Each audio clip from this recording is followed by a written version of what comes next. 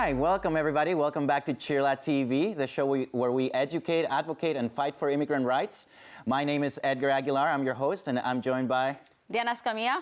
And actually today we have two guests, very important guests from CHIRLA. We have Diana Colin, who is the Director of Civic Engagement. She has been in that position for 5 years. And her partner, Apolonio Morales, who is the Political Director, who has also been at CHIRLA for 5 years as well. Yes, sir. Welcome, guys. Welcome to CHIRLA TV. Thank you for having us. Thank you so much. So today we're going to be talking about something really important that is taking place in 3 days. We are 3 days away from going out to vote. So today we're going to be discussing that. Why don't you tell us a little bit more about what it is that you guys do at CHIRLA and how it connects to going out to vote? Yeah, and I think let's rewind a little bit of why this is so important, right? 2018, the most important elections you'll ever be part of.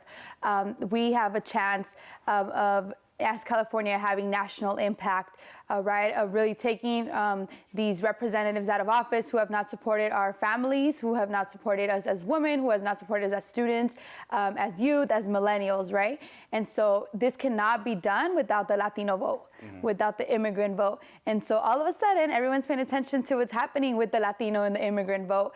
And so we're going all out at CHIRLA. We have a goal of talking to 216,000 voters across the state. We're talking to low propensity voters. This means voters that nobody else is talking to.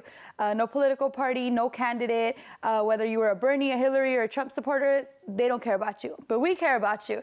So we're doing the hard work, and we feel like by election day, we'll reach our goal, talk to 216,000, and get a good chunk of them out to the polls. Wow, that sounds amazing. And what about you, Polo?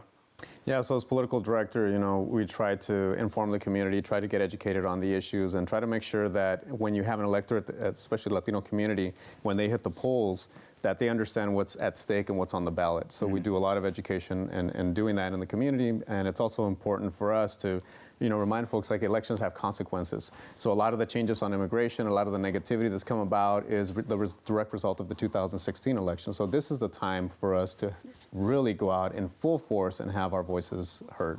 So Diana, I understand that CHIRLA is working on an immigrant political power project. Can you talk about it, what it is? Yes, so our civic engagement electoral program started in 2004, where we talked to 1,200 voters in the San Fernando Valley and like the Canoga, Van Nuys area. Every year we expanded and we said, that's not enough, this is not enough. We started doing midterm elections, we started doing primary elections. Again, this year we have a goal of 216,000 contacts across the state. In 34 different counties, again, because we cannot afford to sit back. And so it's what we call integrated voter engagement. It means we're talking to the voters year round, we're talking to them about different issues, and then come election day, we're letting them know where's the polling location, how they can send their vote by mail, and their rights as voters. A lot of people don't know that even though the polls close at 8 o'clock, as long as you're in line by 8 o'clock, you get to vote, right? Even if it takes 1, 2, 3, or 4 hours. So really giving them all the information they need to assure they not only vote, but have an educated vote. So I know how you mentioned that Latinos are going to play a huge role in this election, and you also mentioned that they're low propensity voters. Can you talk a little bit about what a low propensity voter is and why the Latino identity, you can find the Latino in that identity so much? Yeah, so what we consider low propensity is someone who only has voted 1 to 3 times in the last 6 elections. Again, nobody's going after these voters because they already assume they're not going to go out to vote. So the science shows that to get a low propensity voter out to the polls, you have to talk to them from 4 to 7 times before election day, right? And again, candidates, they don't want to do that. They want to talk to you one time. They're like, hey, you want voting for me? Let's go, right? But us, we really have to gain the trust of our community, say like, hey, you know, there's an election coming up. You get to vote for everything but the president, because that's the first question, right? ¿Por cuál presidente voy a votar? Well, actually, this year's not a presidential election. So explaining that to them, explaining to them what early voting is, how if they got their vote by mail in English, they can actually request it to get it in their language. We talk to them, all of our volunteers and our members are bilingual. So whether it's the 19-year-old son of immigrants, we can speak to them in English, or if it's a 70-year-old naturalized citizens, we speak to them in Spanish, or somewhere in between, right, in their Spanglish. And we know that that's what's working. That's getting voters out to the polls. All right, thank you, Diana. We'll be right back.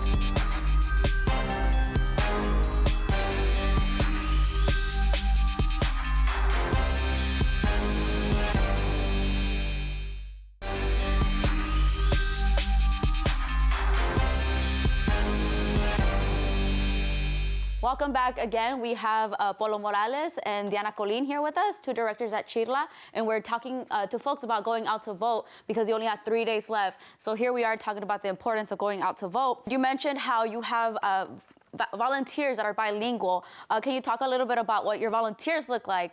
So I am especially proud of the volunteers we have at CHIRLA.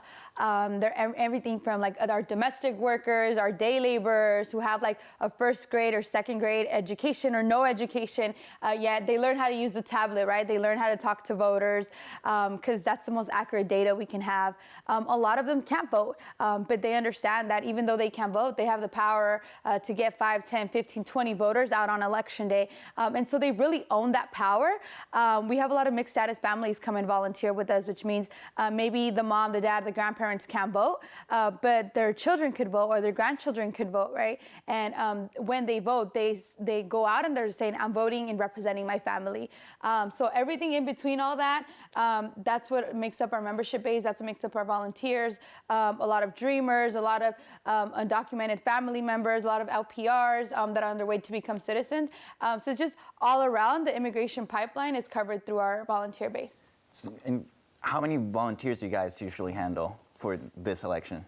So by the time election day comes, we'll have had over 1,000 volunteer shifts all across the state. Wow. And so you guys offer the training, you guys go out canvassing, you guys go on the phones, you're using the tablets.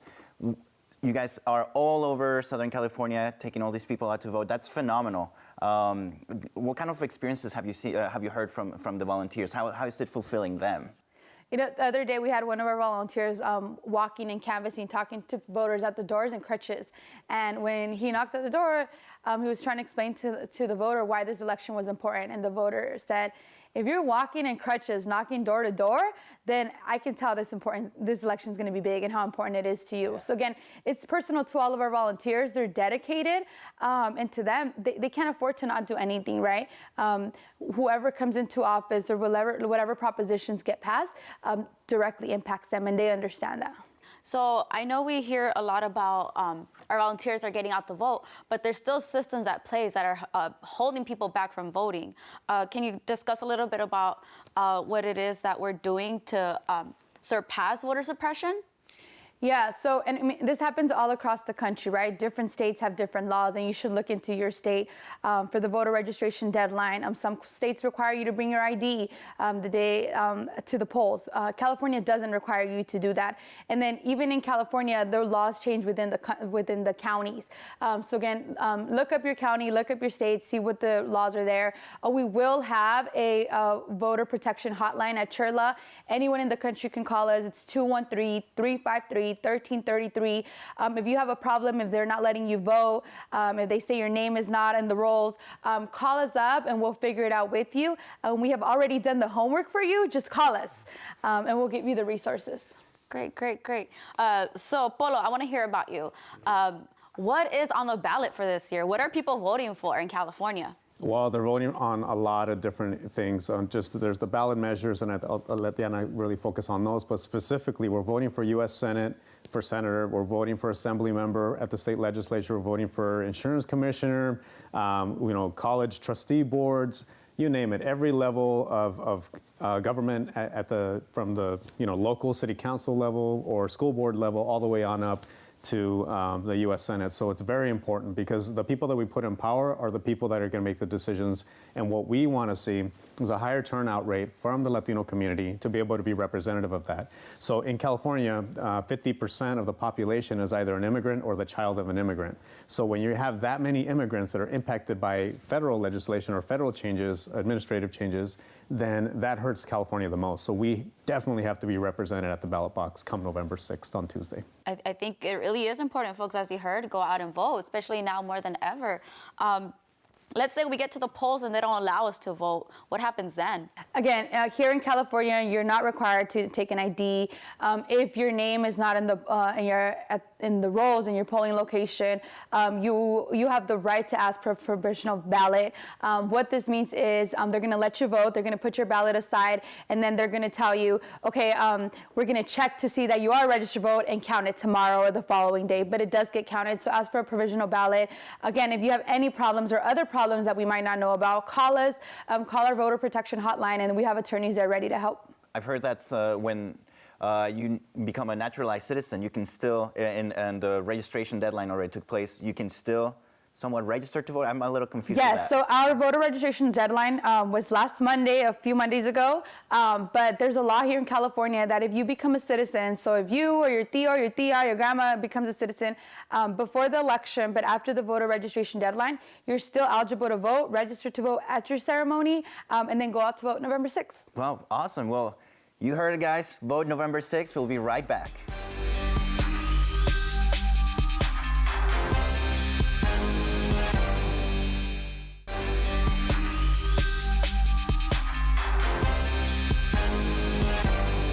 Welcome back. We're here at CHIRLA TV. We were just talking about what is happening this November 6th, elections. And I do have I have a couple questions. Now that people go to the polls, some others will not be going to the polls. Some people cannot vote. But what can they do? How can they get involved? How can they participate if they cannot cast a vote? So there's still 3 days left to election, and we need your help. We already identified more than 100,000 people that want to go out to vote, but we need help reminding them, right? Mm-hmm. And so we're still knocking on doors, we're making phone calls, and whether you can vote or not, this is a call for you. We need your help all across the state. Again, our voters need to hear from us 4 to 7 times to get to the polls. So be that 7 touch, be that 6 touch. You can check out our website, CHIRLA.org, or you can go to our Facebook at Coalition for Humane Immigrant Rights, where you can see all the different volunteer opportunities that we have. So you can do a little bit extra and really help change the politics. Awesome. That's great. So we know that going to the polls is one way of voting. Are there other ways that people can vote? There is. You can vote by mail. So as long as you send, I mean, if you have your vote by mail, till the day of election, you can turn it in at any polling location. You don't even have to stand in line, just walk to the front and drop it off. Or you can send it in, hopefully send it in the Friday before elections. Again, if you live in LA County, you don't need postage stamps, but anywhere else, make sure you have 2 postage stamps. There's a lot of places that are doing early voting this weekend, today, Saturday, tomorrow, Sunday. So again, just get informed and look up the information on in your county. I really want to hear from you, Diana. What are 3 things we should know about voting? I think 1, go out to vote because they don't want you to vote. Right? They want the power to remain with the people that have it now, which is the white older male, which doesn't represent me, doesn't represent you, doesn't even represent them. So again, go out to vote because they don't want you to vote. 2, it's a big old party, right? And we need you to be there. We need you, like any other party, invite your friends, invite your family, your madrina, your padrino, your abuelitos, whatever. Bring them over. And then we have 8 party headquarters across the state of California. So check us out. We'll have tacos, we'll have mariachi, we'll have the banda, whatever you're into, we'll have it there. Diana has requested some cumbia, so that'll be there too. But really, it's a big party. We want to celebrate that you're getting out to vote, you're making an impact, and you want to change in your community. And just the 3rd thing is we have to become cultural voters. So this is elections November 6th. We have some coming up the next year, special elections, midterm elections, primary elections. Every single election matters, both from a federal level, all the way from president, U.S. Senate, House Representative, to City Council, Sheriff, and all the ballot measures. So we can't afford to sit out. Yeah, I just want to clarify because we keep saying party, and I think we're using 2 different definitions on that. Not the parties as in the political parties, but CHIRLA is hosting actual physical parties. Like fiestas. Fiestas to go enjoy the day after. So you can find me and Edgar at the LA one. It's going to be happening November 6th at the headquarters for CHIRLA, and you're all welcome to come. That being said, I know that, Polo, you talked a little bit about the actual positions, and I want to have a conversation about the propositions. What kind of things can we find on our ballots in regards to the measures that are going to be impacting our community? So you'll have the opportunity to vote in 11 different propositions, anything from daylight savings time, whether you wanted to stay or wanted to go, from rent control to how chickens get processed on the way to your stomach, right? You get to decide on that too, believe it or not. So everything in between, what do we need to do about homeless, and what do we need to do about fixing the roads, and giving more money to our schools. So check them out. I'm working. They're on the CHIRLA website. Yes, everything's at CHIRLA.org or Coalition for Humane Immigrant Rights Facebook. Okay, wonderful. And all the invitations for the party. I'm really excited about this party, so I'm going to keep going back to that now that I know about them. And all of that is on Facebook. Yes, so we'll have parties in Sacramento, the Central Valley, San Fernando, LA, San Bernardino, Orange County, High Desert, almost every part of town. And we don't have one in San Diego, but if you're watching and you want to host one, hit us up.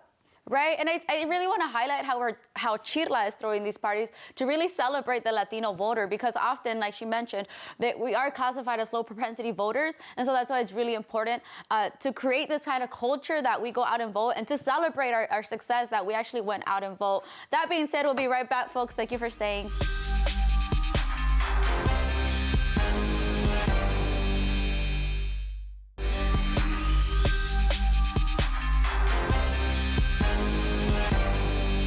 Welcome back. Thank you for joining us once again. We have Apolonio Morales and Diana Colin with us. And Polo, I want to hear a little bit more from you. And my question is, we know that voting is important, but not everybody can vote. What would you tell those folks that are undocumented or that are residents that can't go out and vote? How can they get involved in these elections? Yeah, I would say talk to your family members. We have mixed status families all across the state. It's important that, like when my mom doesn't get invited to quinceañera, she takes it very personally. So a lot of voters don't get invited to come out to vote by either Republican Party or the Democrat Party. So, but leave that aside and, just go, right? Just show up and make sure that you go. My mom's voice counts for her neighbor across the street who is undocumented. My mom's voice also counts for everybody in the neighborhood who has DACA, who has TPS. So it's important to recognize that there's a lot that folks can do by encouraging others that can vote. And the other is really what we were talking about a little bit earlier, is to make sure that folks are volunteering. So you can knock on doors, you can make phone calls. It's very easy. You can post to social media like a little meme that just reminds folks like, hey, don't forget to vote, even though you can't vote.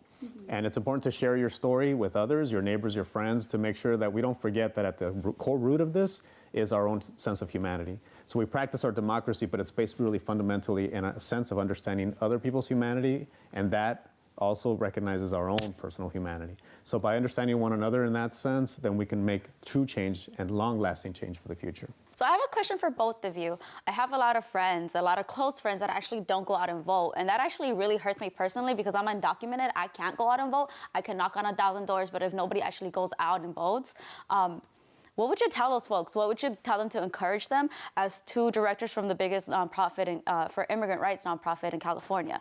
What advice can I hear from both of you? Well, you can't kidnap them, obviously. Unfortunately. Unfortunately, there's laws against that. You? We should explore that. Maybe we can pass a law. So it's get them in a car and just swing by and pick them up and say, let's go right now. And there's plenty of information. There's still time for us to get educated. There's a couple more days before the election on Tuesday, November 6th. Let's sit down. If you have any questions, I'll be glad to answer those questions. Or you can reach out and go to our website to get more. Because if we don't do that, if we just submit now, then we're never going to get ahead. And we've been making strides. There's a difference between the 1990s California and the 2018 California, for instance, but we got to continue to grow in that direction. I would say make it fun, right? Everyone loves a party. Hey, we're having a party. Bring your ballot. It's a ballot party. We have different voter guides. You can check them out. You can talk about what you don't know. A lot of times people don't vote because they're like, I bet ni sé qué dice, right? Or I don't know what it means. So again, the homework has been done, right? Just give it to them. There's a lot of commercial on TV right now. Vote yes on this and no on this. What would you tell folks that are confused by the commercial ads that they're watching on TV? I would say look for an organization that you trust, an organization that represents you, and see what they have to say about those propositions. And again, we want you to be critical thinkers, right? So it's the yes and the no, and then you decide. So.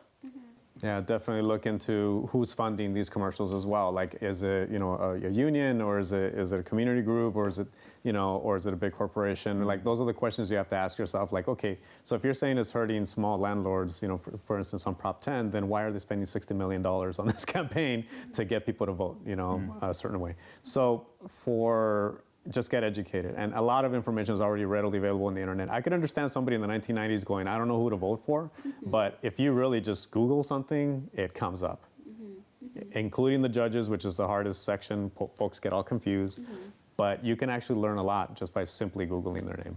So let's try to forecast. What can we expect for this elections? Are we going to see the so-called blue wave, or is that happening? Yeah, so the blue wave. So what the blue wave is simply that the Democrats are going to come out in full force, and we're going to see the House of Representatives being taken over by the Democrats and the Senate being taken over by the Democrats. What it's looking like now is a whole lot of uncertainty because these races are very close, and it really depends on whether folks show up or not. So that blue wave is only dependent, really for the Democrats to be able to turn out the folks that they believe are going to vote. Now, for us, whoever wins the next election, we still have to fight for immigration reform. We still have to fight to protect DACA or find a solution to DACA and TPS. So that's not going to stop. But what we have to make sure is that everybody casts their vote, because if they're not there at the polling place, then their voices will be totally disregarded. Yeah, so just to add to that, we're not rooting for the blue wave. We're rooting for the Latino wave, for the immigrant wave, for the woman wave, for the student wave. So if that happens, then we win. Definitely. Okay, so you guys heard it here. Vote November 6th is coming up, just 3 days away. And we would love to have you guys back in the show after the election. Right now we're encouraging everybody to go vote, but we want to know what happens after the election. We want to discuss what the results are. So if you guys don't mind, I would love for you guys to come back after the elections. Definitely. Thank you.